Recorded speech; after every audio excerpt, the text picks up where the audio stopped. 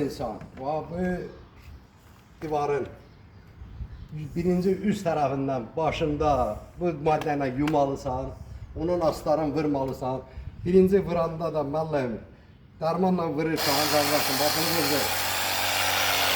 Bakın görün burada ne kadar tuz var.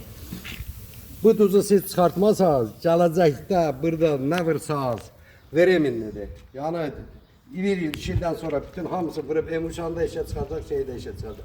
Bir de malım bunu normalle vurun. Bir kvadratdan gönder, bir kvadrat, 1 litri 5-6 kvadrat, belansı yerlere gidecek 7-8 litre. Ekonomi eləməyin.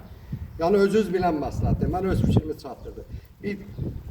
Eğer ekonomi eləsəniz, malım bunun mahiyyəti 1 litr sirabın qiyməti 1 manat 26 qəpikdir.